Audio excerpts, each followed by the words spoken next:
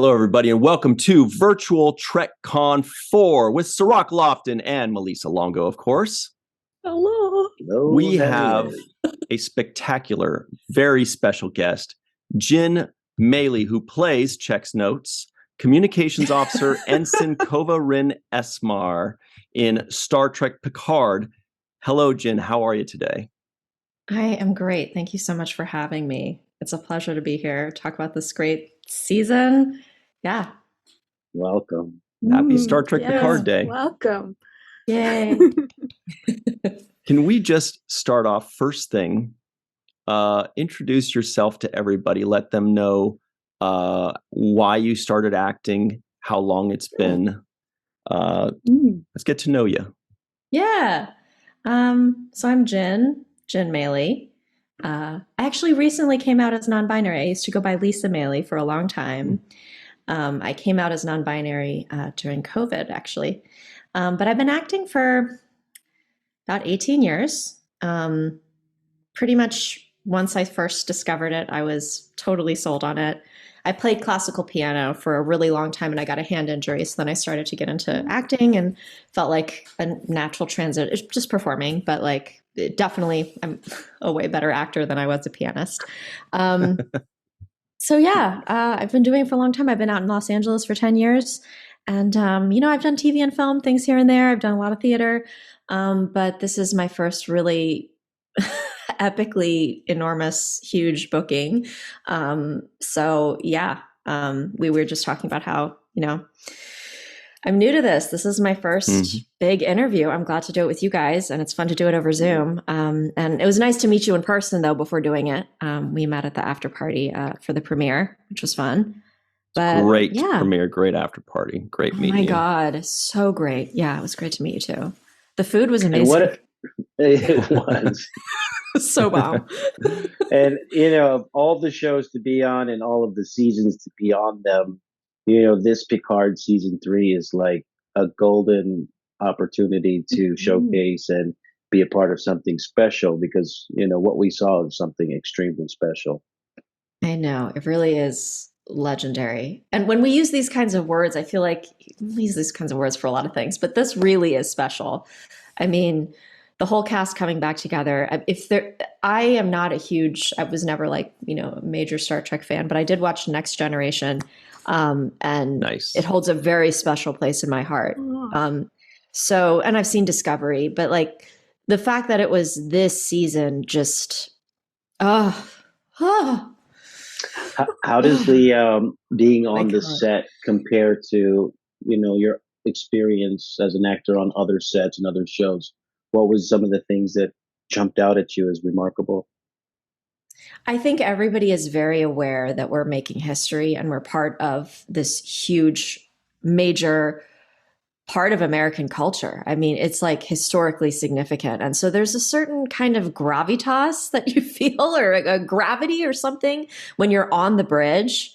As you know, Sirach, there's like there's an extra layer of weightiness, I guess. And you'll be shooting and you'll just have these moments where you're like, I'm on the bridge.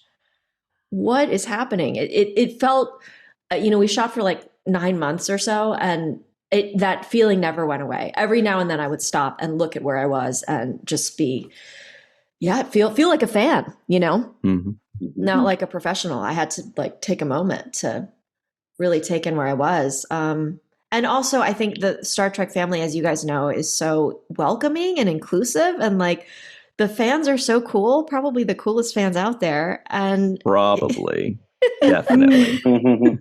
So like sweet, good-hearted people. Because I think you have to be to like Star Trek, because the values of Star Trek are so noble, for lack of a better word. So yeah, it feels like a warm hug, Definitely ideals to strive towards. Yeah, exactly. Yeah. Which we need right now. Life is so bleak right now. Yeah. We need some joy. We need some hope, Yeah. And you mentioned that inclusivity.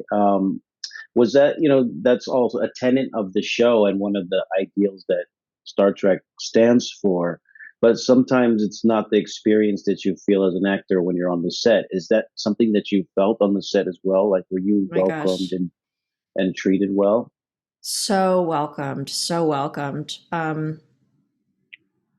Yeah, when I first came on board, the character wasn't, as far as I know, super well developed. I mean, it felt like we were making it together, and they gave the character they them pronouns. People were very conscious of using my pronouns on set, and yeah, I didn't feel any kind of weirdness at all. It was really nice. So you're part of the process of creating. Yeah. Sorry, I think. Sorry, Melissa, go ahead. Yeah, no, I was gonna say, what surprised you most in your experiences working on this season with the cast and crew? I mean, I'm someone who really has imposter syndrome, and I'm working through that. I don't know if you all know what that's about. No, because I don't. What is it? Sirach wouldn't. Basically, imposter syndrome, for anybody that might not know, is the fear or the feeling that at any moment people are going to realize that you're not actually good at your craft. Writers are notoriously stricken with imposter syndrome, where they feel like this is it. This is the screenplay I'm going to write, where they're all going to realize I'm not as good as they thought I was, or something like that. And it happens to actors. Everybody feels that way. But anyway, you were saying, Jin?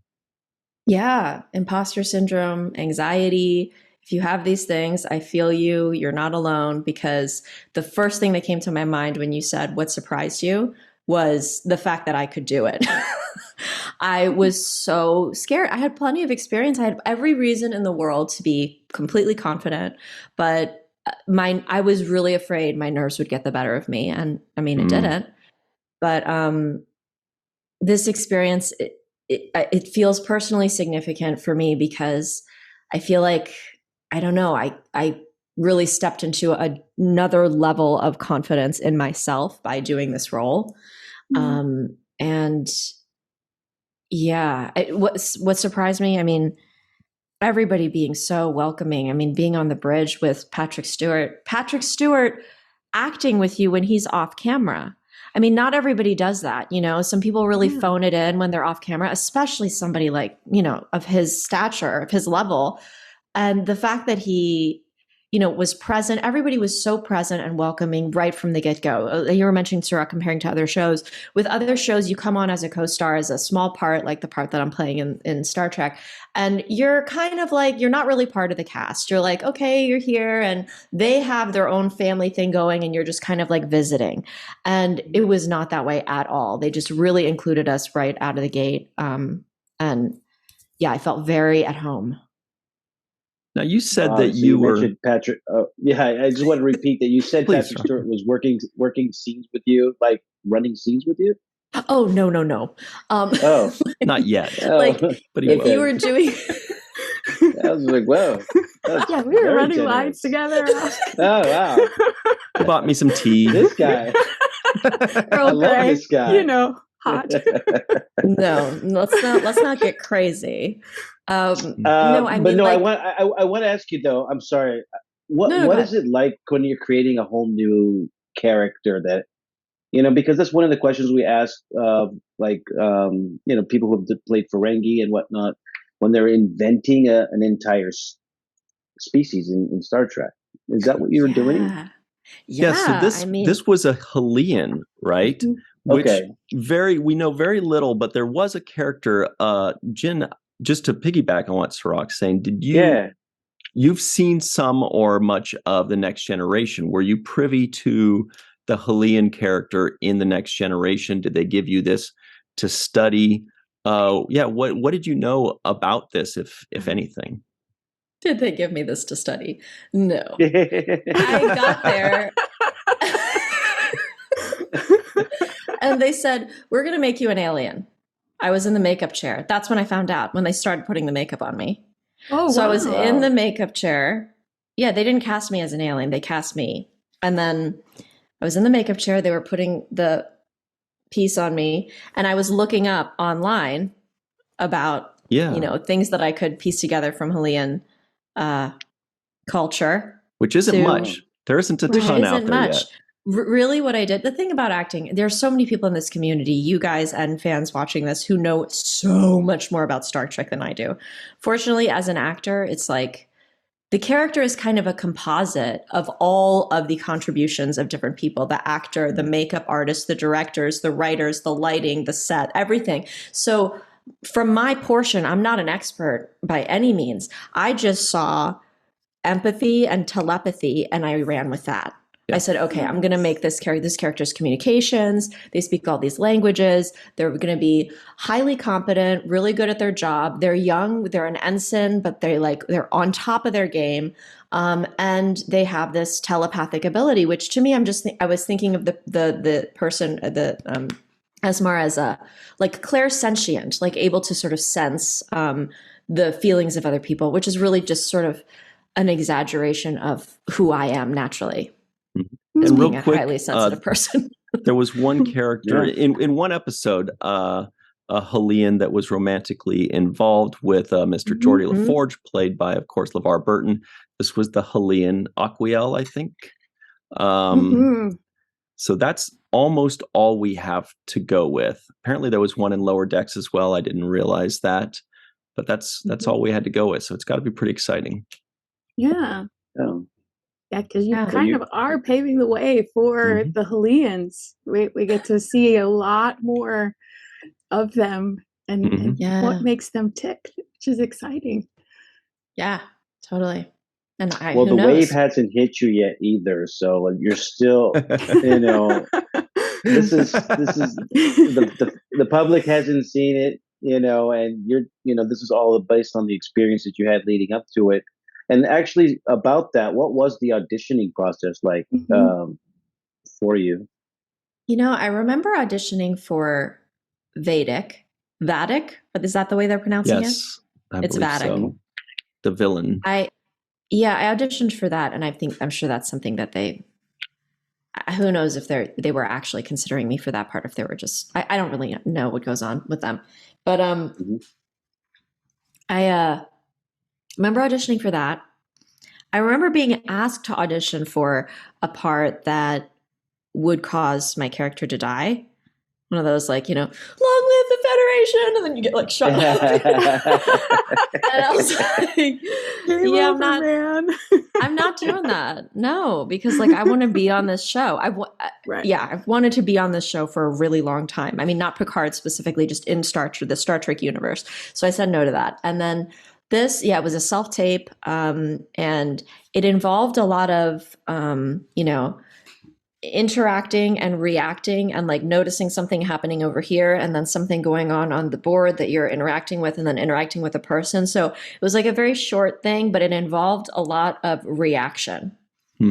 So you're a communications officer, so you're kind of taken over from a position that Nichelle Nichols played as Uhura. However, that console, that panel that you're pushing buttons on is unbelievably beautiful and intricate and complicated. Was there any instruction at all, or were they like, all right, good luck, kid, make it look real? What do you think? Based on what you said earlier, I'm guessing they were like, all right, good luck, kid, make it look real. We're doing a close up. I mean, the fun thing about doing TV is, and especially having a smaller part, but they're really kind of letting you do your thing. They cast you and they trust that you know what you're doing. So you're going to do your thing. There was definitely a time, though, I think Doug said to me, Jin, we can tell you're not hitting buttons or something. Because I was doing something. Doug, the director, yes.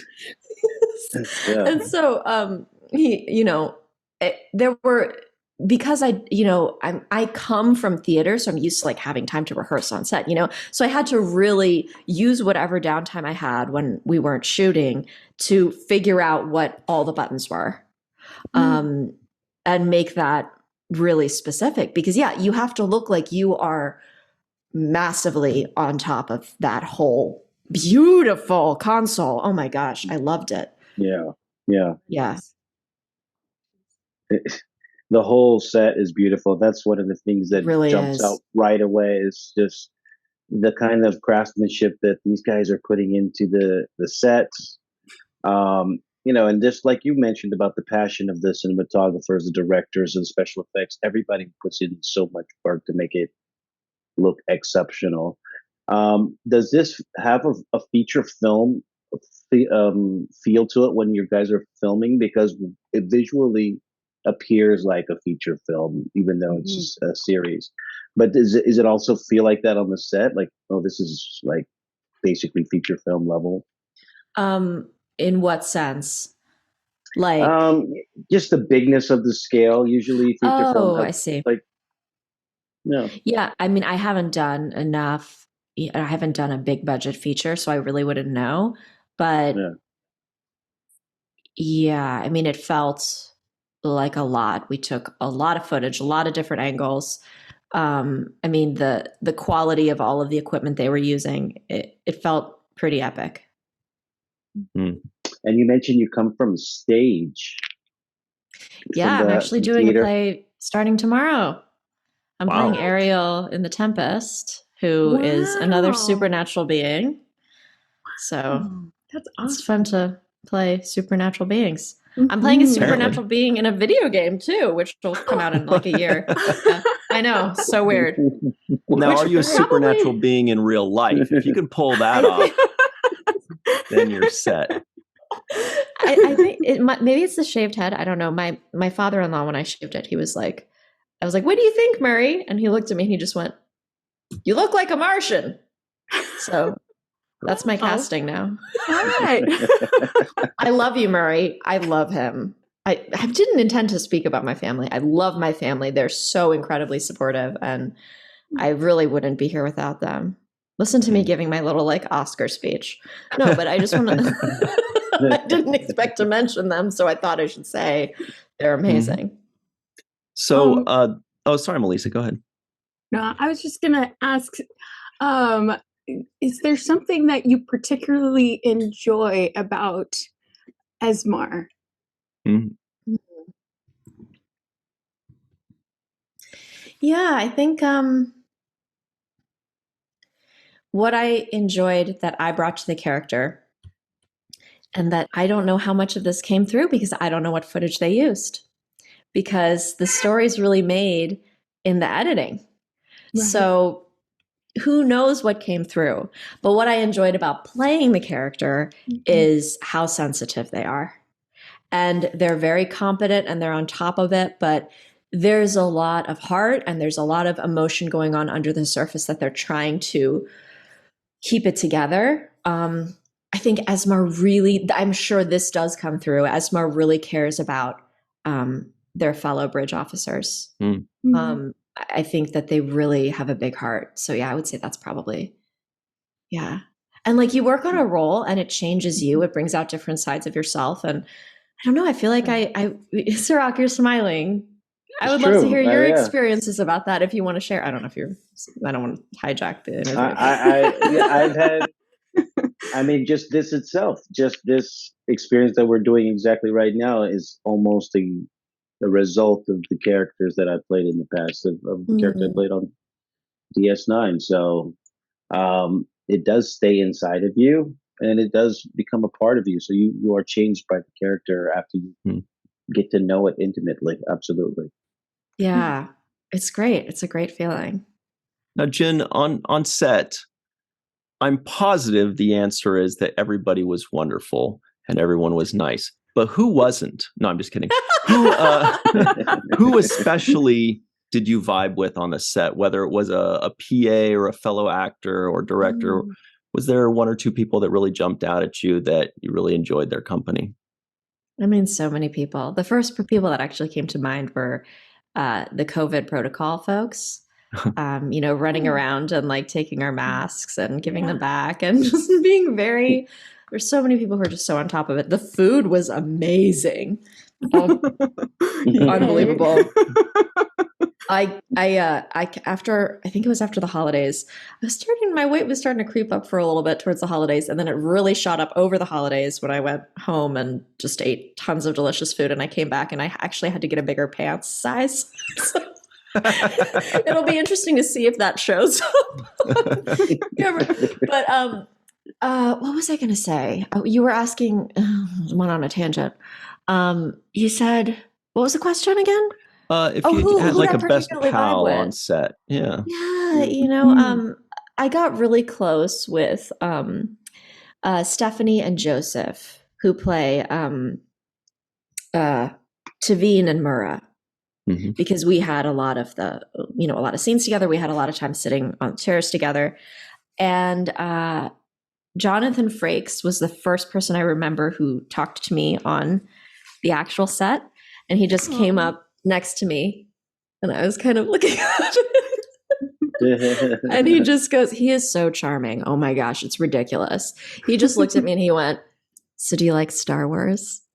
And I was like, no, it's Star Trek. And he would constantly mess with me because I'm very gullible.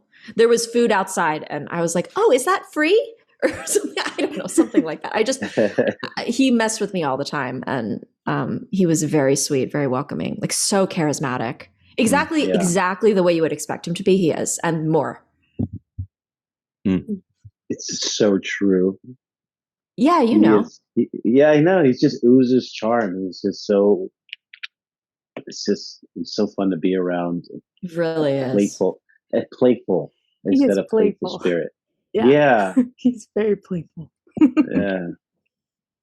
So Jin, we only have you for another minute or so here.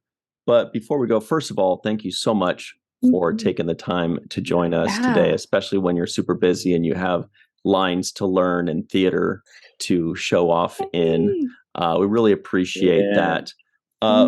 Before we go, is there anything you would just like to say to the world out there, the fans, like this season is going to be amazing, or don't be sad if I die in the second episode? I don't know. I'm just saying, don't say that though. Is there just anything you'd like to say to the people out there? Thank you for being a fan. Thank you for creating a beautiful community in the world to celebrate and appreciate this wonderful show. And you're as much a part of the show as we are by participating in this community and enjoying it and connecting with each other. And I just feel grateful to be part of this family. So thank you so much. Thank you. Awesome. Great. Beautiful. Well, by the way, Melissa and I didn't mean to match today. I know. That's so cute. Sirach texted us both and said, make sure you wear your 10 Forward shirts from Paramount Plus. We'll all be doing it. And then we showed up and Sirach was like, psych. No, that didn't really happen, but it works. Anyway, so thank you so much, Jen. Yeah, this was amazing. Thank you so much for having me. Looking forward to many more successes. And everybody at home, now that you've seen this, go back and watch episode 1 of season 3 of Picard again. Go watch it a third time. And and a fifth. That's about it. Everybody, thank you so much for joining us. Jin, thank you. And everybody at home, we'll see you next time on Virtual TrekCon.